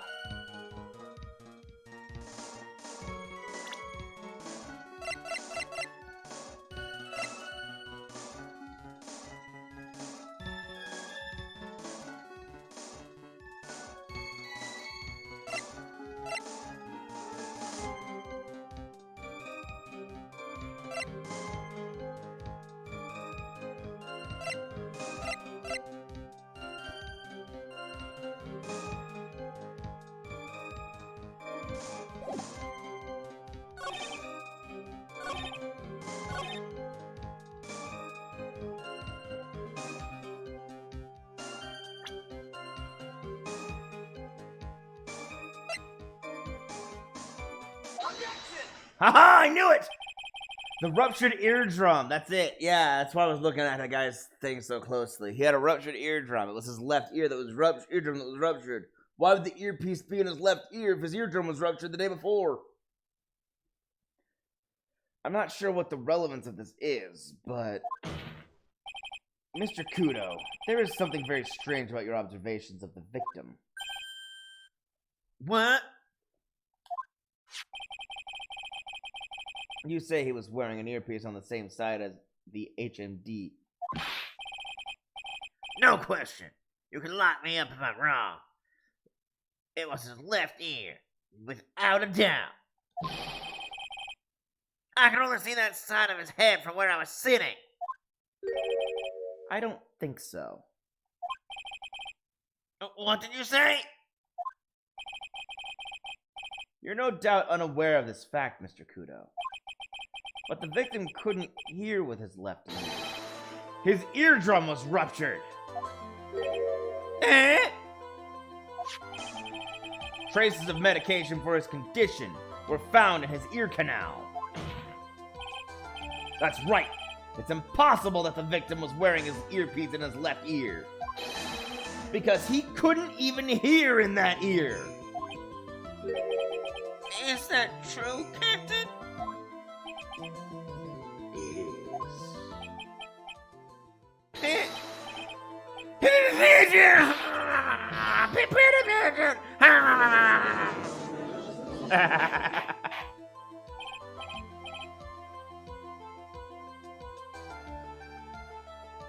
Order! Order! Order! This witness's testimony is completely unreliable. He only saw the waitress from behind. And he claims the victim was wearing an earpiece when we know his eardrum was ruptured. Well, Mr. Godot? Ugh. A single drop of milk is all it takes to destroy the pure black magic in the cup. This old man is my drop of milk. Captain, are you calling me a drip?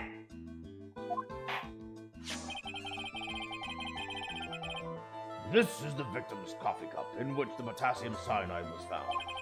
The mark on the rim clearly shows that the victim picked it up with his right hand. I'll never back down. I know I'm right. The lad drank his cappuccino with his left hand. Let me put you at ease. Clearly the victim used both hands. He took a sip with the cup held in his right hand, and then switched to his left. That's what the old man saw. Impossible. The witness has already testified on numerous occasions that the victim died immediately after taking just one sip of coffee. Objection! Which hand the victim used to drink his cup is irrelevant, Your Honor. The facts still stand. With one hand or the other, Mr. Elg drank the poisoned coffee. Like this. Sadly, Mr. Godot, that doesn't wash. The point of this testimony was to establish whether the witness's memory is credible. And the results are clear. The testimony given by this witness is useless.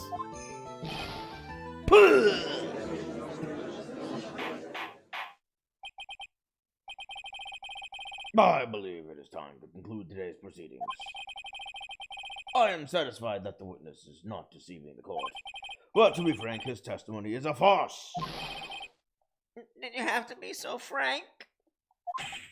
Take that, you pompous old fogey!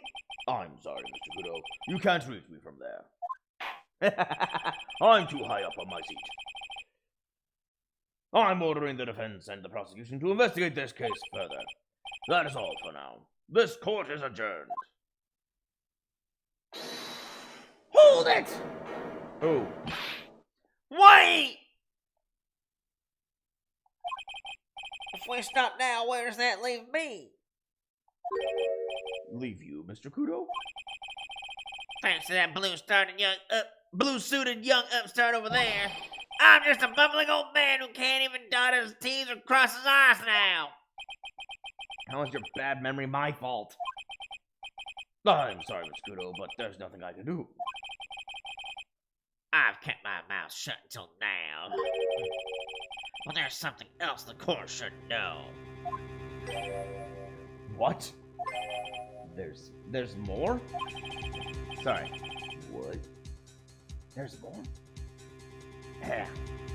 I gotta really get better at transitioning my voices more smoothly. To be honest, it might not be anything. But I want another chance. I want another crack at you, you young shark. Me? He's looking at me like I'm some sort of evil shogun. Well, everyone, what do you say to one final showdown? The final chapter in this eccentric old man's scrapbook. Sorry, Gramps. I've already had my 17th cup of coffee. What have you got to lose, Captain? I'll give you all the Java tuna you want if you come to my house after the trial. I may be 68 years old, but Victor Kudo is still a man. That's enough, witness. I believe it will be quicker for the court to just hear your testimony. You bet, much, much quicker. I can't believe this is happening. You better get ready, youngster. I get the picture. Just quit throwing those seeds at me, would you? Oh. Just gotta use some sort of infinite ammo code with that box of seeds. Ah! Infinite ammo code. The final showdown. First of all, I want to stress that this might be nothing. I'm not too sure of myself. The young boy slumped over the table as soon as he took one sip of his cappuccino. Well, the clumsy idiot upset the vase. He knocked it right over. It broke, and that strip of cloth covering the table got completely soaked. Well, how about that? Turn things upside down, huh? I don't know about that. Is that all? Yes, that's all. I remember it perfectly. And you're not a man again? You're doubting a poor and offenseless old man? No, we are not doubting you, Mr. Kudo. Don't you get the feeling there's a question hanging on everyone's lips, Nick? Yeah. So what? Probably. That's all I can think of, and I have to cross-examine this guy.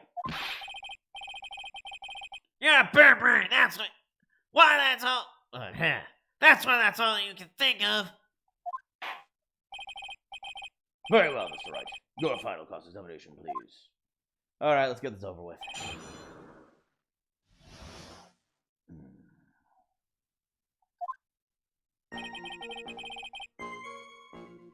Then why bring it up? The court generally prefers if witnesses are sure of themselves, Mr. Kudo. Noisy brat! I'm warning you, I'm more savage than a macho man right now. Would you say you're more Randy Savage than a macho man right now?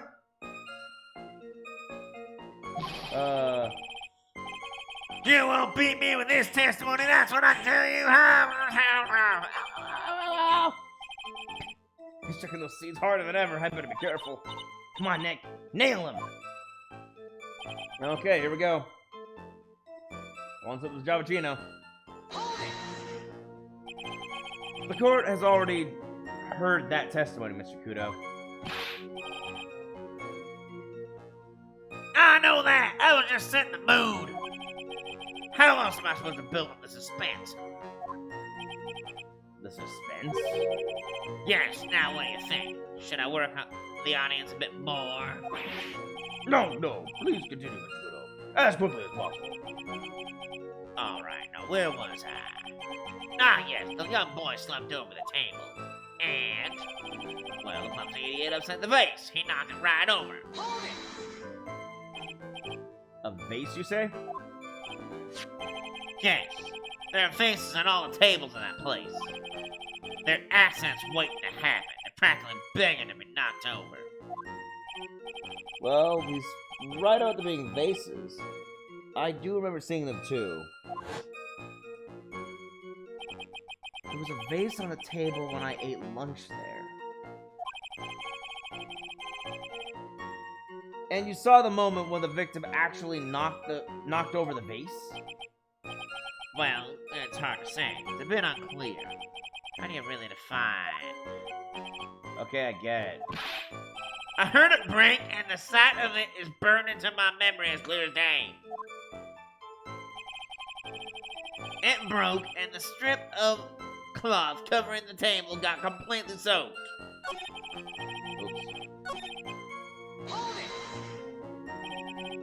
Soaked in water, you mean? Yes, it splashed me on the knee as well. You said you were sitting at a table across the room from the victim, correct? And yet the water still managed to splash onto you? It was cold. I clearly remember it splashing me. Could the water really make it all the way across the room to... Could the water really make it all the way across to the other side of the room? Well, how about that? Turn things upside down. You mean the vase on the victim's table falling upside down and breaking? The vase turned upside down, and my testimony turned this case upside down. It's a joke. I just wanted everyone to hear it. What do you think, Captain? I'm impressed by your ability to waste time. Kudo hasn't raised any objections for a while now. So you young show off with that scrap of information? I'm throwing down the gauntlet. If I lose this one, I'll take it like a man and admit defeat. He's really giving you the evil eye, Maya. It's you he's looking at, Nick, not me. It's like he's saying, I triple dog dare you to find a contradiction, youngin'. I guess I'll just have to rise to the challenge then.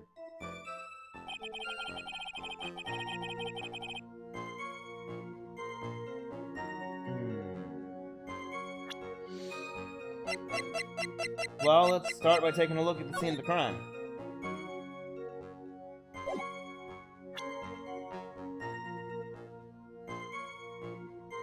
Did you guys see it? 'Cause I saw it. Huh. Gee, I wonder what the contradiction could be. Huh. Odd. Weird. Huh.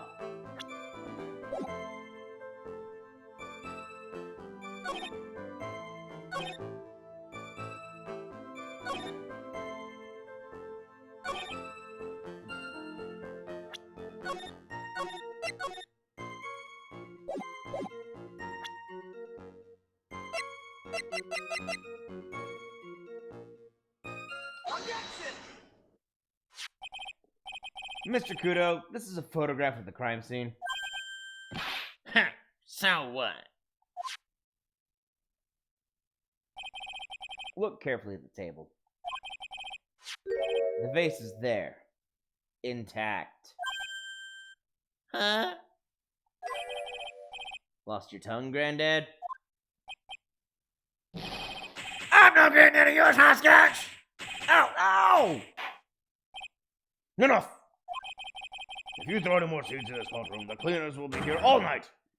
Ah! What is it now? I just remembered something. Yes. Go on. The broken vase. It was on my table. What? Well, you see, it startled me when the young leg collapsed. So I stood up.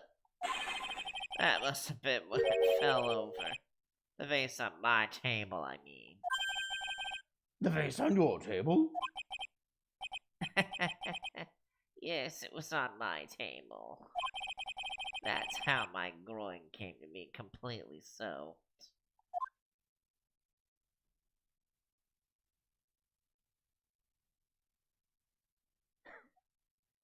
Okay. This man's entire testimony has to be thrown out now. Thank you, Mr. Kudo. You've certainly earned your kudos for today. I'd like to ask a question now. Have I been any use at all? Perhaps that's something you should reflect on yourself, Mr. Kudo. Ah! Wait a minute! If that's the case, there's more! I've got more to say! Oh yes, I remember something else! No. Bailiff! Escort the witness out of the courtroom! Wait! Listen to me! Thank you, Your Honor. You saved us. Well, we seem to have been considerably sidetracked. And I am still not in a position to deliver a verdict. The defendant has not been positively identified as the waitress in question. Additionally, there are two disparities in the testimony we have heard thus far. The mark on the coffee cup that the victim supposedly drank from with his left hand, and the earpiece which was inserted into his left ear, out of which he couldn't hear. Wow, Nick, you did it! I therefore require both the defense and the prosecution to further investigate the facts. Yes, Your Honor. There is one more thing before I call today's session to an end. One more thing, Your Honor? The witness we just heard from. He is most insistent that his testimony should be of use. So he's summarized it accordingly into this statement. Okay. You may each have a copy of it if you wish. Whatever. The prosecution doesn't need props like that. Kiddo's really mad, huh? Yeah, I would be too. Very well. Here you are then, Mr. Wright. There are 3 copies. My own, yours, and Mr. Godot's. Yes, Your Honor. Victor's testimony added to the court record. When the incident occurred, I broke the When the incident occurred, I broke my vase. Wait. Occurred, I broke the vase at my seat. I'm sorry. Okay, good. That is haiku.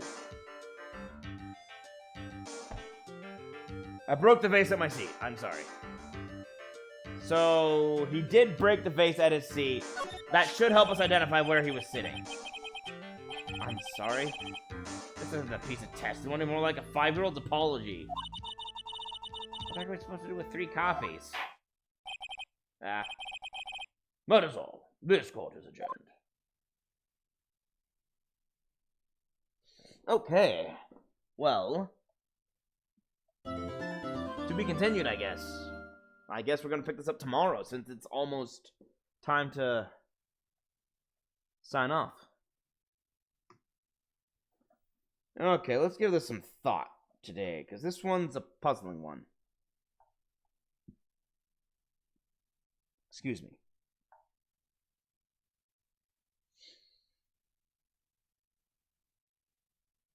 Okay, so we know that we don't know where Mr. Kudo was sitting, but we do know that where he was sitting, he broke the vase. We also know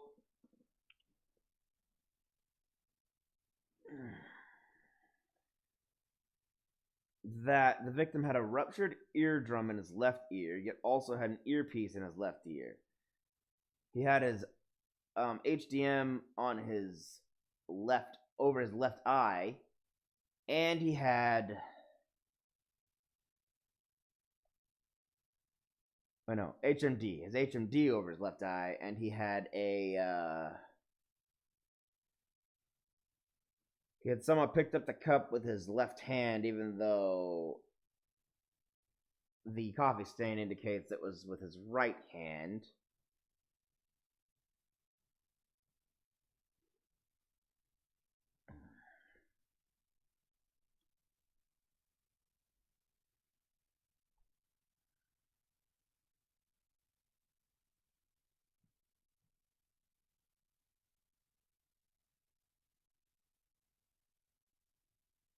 The only other witness we have is the chef. So, in other words, we have to implicate that both witnesses are completely discredited, so that we can then say they had no idea that another person was there.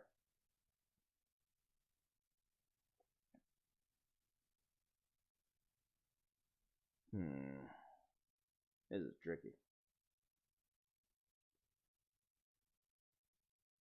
Alright. Well then. I'd say that's a wrap for the day. Obviously, we're going to be doing more investigating tomorrow.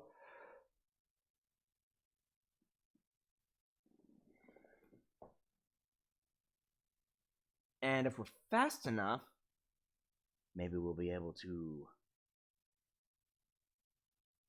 get back into court tomorrow as well.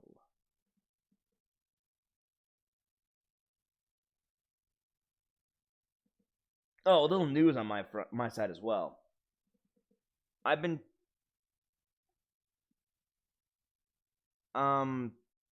missing being able to do the weekday shows. So I might be going back to that if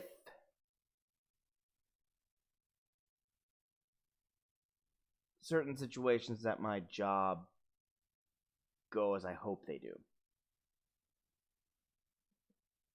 It would mean that I wouldn't have to work extra hours or overtime anymore, and allow me to work only normal hours, while also